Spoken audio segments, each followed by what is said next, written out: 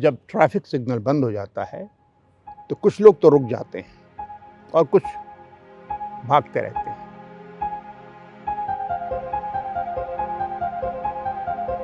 और यही फर्क शुरू हो जाता है शासन का और अनुशासन का। समाज में व्यवस्था चलने के लिए शासन की जरूरत होती है। शासन क्या है? कुछ नियम है, उनका पालन है। जब यह पालन बाहर से कराया जाता है दंड देकर तो उसे शासन कहते हैं, और जब उन नियमों का पालन अपनी इच्छा से स्वतः किया जाता है तो उसे अनुशासन कहते हैं। ये है दोनों में फर्क, और ये बहुत बड़ा फर्क है।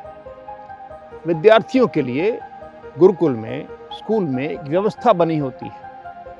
किस तरह के वस्त्र पहनने हैं, कैसा आचरण करना है, कैसा अभिवादन करना है, कितने बजे उठना है, कितने बजे सोना है, कितने बजे खाना है। यह व्यवस्था किसी और ने बनाई, जो गुरुकुल का या स्कूल का, विद्यालय का जो प्राचार्य है उन्होंने बनाया, या और किसी ने बनाया। अब इन नियमों का पालन करना जरूरी होता है विद्यार्थियों के लिए। लेकिन कोई भी देश, कोई भी गुरुकुल, कोई भी विद्यालय दंड से पालन कराने से नहीं चल सकता। वो सुंदर व्यवस्था नहीं है। इसलिए अनुशासन की जरूरत होती है। नियमों के भीतर अपने आप को संयोजित करना एक अनुशासन है। जो देश अनुशासित होता है, जो संस्थान अनुशासित होता है, वही आगे बढ़ता है, तेजी से आगे बढ़ता है। और यदि ट्रैफिक सिग्नल को आप तोड़कर निकल जाएं आगे तो एक्सीडेंट हो सकते हैं, अव्यवस्था फैल सकती है।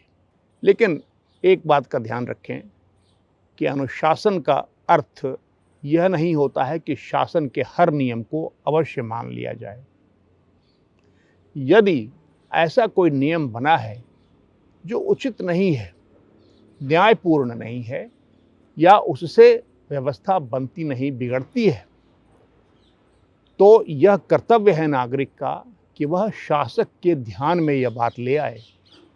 और जब गुरुकुल या विद्यालय के स्तर पर यह बात होती है तो हर विद्यार्थी का यह कर्तव्य है कि वह विनम्रतापूर्वक जाकर प्राचार्य के समक्ष इस बात को बताए कि यदि इस नियम को थोड़ा ऐसे बनाया जाए तो और सुंदर होगा। लेकिन यदि इस पर विद्रोह का तत्व आ गया तो वह अनुशासन नहीं हुआ, वह विद्रोह हो गया। किसी भी बात को मनवाने के लिए विद्रोह हमेशा आवश्यक नहीं होता। वह अनुशासन पूर्वक, प्रेम पूर्वक, आदर पूर्वक सुलझाया जा सकता है।